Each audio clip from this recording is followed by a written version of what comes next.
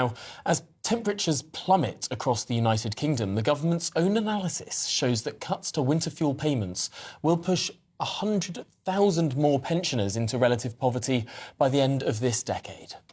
Ministers have already begun bracing for a politically difficult winter, in which the cut to fuel payments is set to be blamed for harming older people and putting additional pressure on the NHS. Well, we can now go to St Neots in Cambridgeshire and speak to a GB News viewer, John Gearing. John, this is clearly a big concern for many pensioners up and down the country. First of all, what's the weather like in Cambridgeshire? Well, it's very good here today. Very cold overnight, but the sun is shining. It's rather nice blue sky. So it's not too bad in the basket of England, as you will probably know, the Fens. And what's your feeling about the winter fuel allowance cut? We spoke to a viewer earlier who said that he didn't have an in-principle objection to it, but that nowhere near enough notice was being given this winter to pensioners who are going to lose this £300 payment. Well, I think that's true. I mean, it hasn't particularly affected me. I'm 76 years old and I'm still working part-time. So I'll just have to work a bit harder to cover the fact that I've lost my £300 winter allowance payment. But there are a number of elderly people. It's very difficult to get a handle on the poverty because elderly people are quite private and they won't really want to come out and discuss how difficult the situation is for them. But I'm sure there's a number of elderly people will have a little bit of savings under the mattress and they'll have to just call on their savings to try and provide the heat that they need to and to also provide the food in this current inflationary period. So difficult time for elderly people, but difficult to get a handle on who is affected and who is not so affected. Do you get a sense that this government perhaps thinks that elderly people are not one of their, how do I put this, biggest priorities, really, for the next 4.5 years? Undoubtedly so. I mean, this government, if it's going to pick an argument, has picked the wrong people. Picking an argument with the elderly, picking an argument with the farmers. People won't forget this. They're in trouble, and this won't be forgotten over the next 4 years. And I would suspect they're going to be in trouble when it comes to the next election in 5 years' time. I suppose, John, what the government would say, though, is that they've had to find more revenue from somewhere. Whether or not you believe the 22 billion is an accurate figure, they certainly think that they need to raise revenue. And they're looking at pensioners, many of whom, not all, of course, but many of whom are very wealthy and, in fact, a lot wealthier than younger people who are working and paying tax. And so they've calculated that actually this is a relatively easy win for them because it is just means testing. I mean, do you think that trying to roll out pension credits to more pensioners is going to make up for it? Or do you think just too many pensioners aren't aware of what they are eligible for? Well, it's a very difficult situation. I mean, the elderly people are quite vulnerable. I mean, dealing with this this credit is generally speaking, needs to have a computer. People have got to be able to communicate in a very modern way, and that's not what elderly people can do. So I do think that there are issues where the government could have offered more assistance to the elderly if they were going to roll out this particular cut to the heating allowance. And it seems to me to be very unfair and not enough notice given to protect the elderly. They've done nothing really to deserve this, and I think it's very unfair. OK, well, John Gearing, GB News viewer, appreciate your time this afternoon. Thanks for joining us live from St Neots in Cambridgeshire.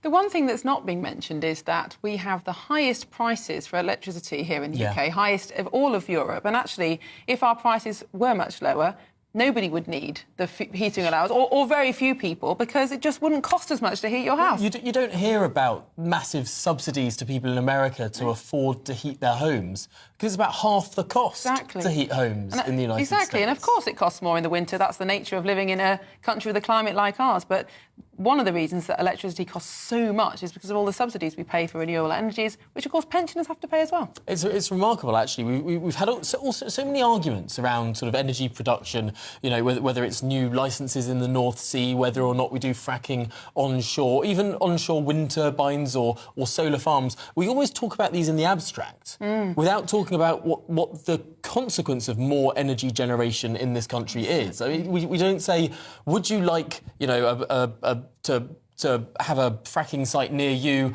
by the way, you'll get 75% off your energy bills. Or the same with a wind turbine in your back garden. That's right. These policies have almost been decided away from the public eye without much scrutiny, but now we're all paying for it. And even the inflation figure today is mostly as a result of the energy price cap going up.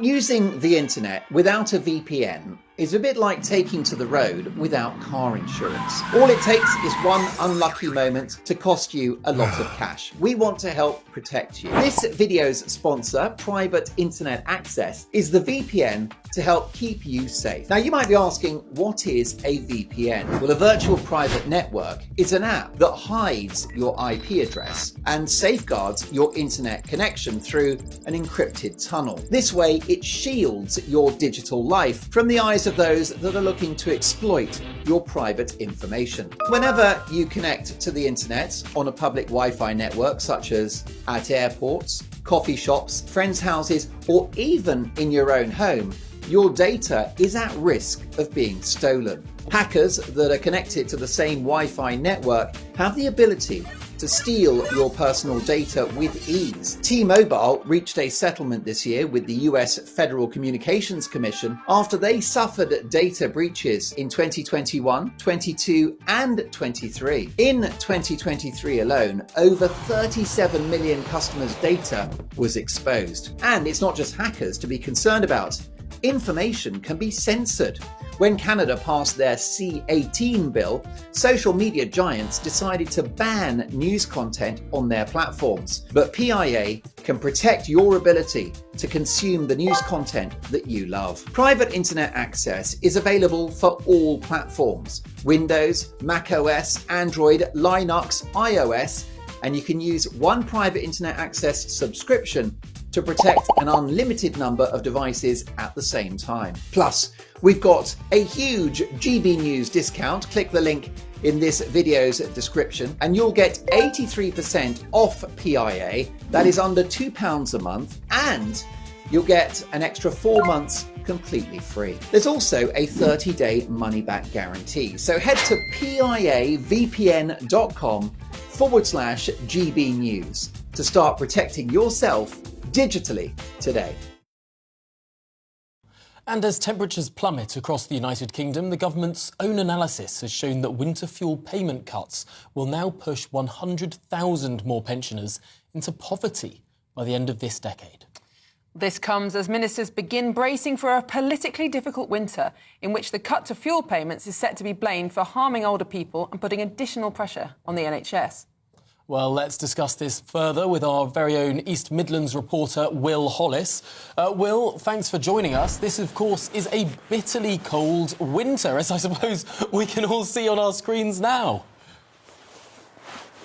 Bitterly cold is an understatement. From where I am right now in Mapley, Nottingham, there's still a thick blanket of snow. This was laying on Monday evening. The temperatures when I was driving over here was around 1 degree, so a little bit above freezing, but it is freezing all over my face and there's a cold wind. But I'm a young man, of course. There are a lot of people that I've been speaking today in this part of Nottingham who aren't young, who are over the age of 65 and until recently would have expected to have had the winter fuel allowance, which is worth £300 for a pensioner. One of the first acts of the new Labour government a few months ago was to remove that winter fuel payment for every single person. It didn't matter how wealthy you were, it didn't matter about what your assets were, every single pensioner would have expected that £300 until now. Now the government thinks that they'll raise £1.5 billion by removing that, but it says that they are ensuring that those most in need are able to access it through the pension credit, something that they're encouraging a benefit for the poorest pensioners. But their own analysis estimates that some 50,000 people next year will fall into relative poverty and 100,000 in the next few years. I've been speaking to some pensioners on the high street that are both in receipt of that pension fuel this year, but also those that have lost it too. I don't see what I can do. Can't do anything about it, really. I feel annoyed. Can't do anything about it. I just live on my pension. And because I'm fit, I can't get any benefits. Downside of it. So really, the fuel allowance made a big difference to me on top of my basic pension. See, the only way I got pension credit was because I lost my husband in August this year. 4 years this August. Yeah, that's the only reason why I got the pension credit. Otherwise, I wouldn't have got it. Yeah, and how important is it that people are supported by them? Some find it good and some find it don't. You know, some are struggling, which I think's wrong. I think we should all get it. You know, them. Well, campaigners and opposition party politicians are urging the government to rethink the removal of the winter fuel payment. But as the Chancellor has said so many times, she says there is a £22 billion black hole in the Treasury and she needs to fund public services. And this is one way that the Labour government is planning on doing so. One of the arguments as well that Keir Starmer has made is that because the state pension has been lifted, pensioners will actually be better off this year, even without the winter fuel payment. Now, Will, you mentioned the pension credit, which the government has encouraged people to apply for. And, of course, there are other benefits for that as well. You can have access to a cold weather payment, you get an extra £25 every time there is cold weather for 7 days in a row, I think. Do you get the sense that people are actually applying for this, those that are potentially eligible, or has this message fallen by the wayside?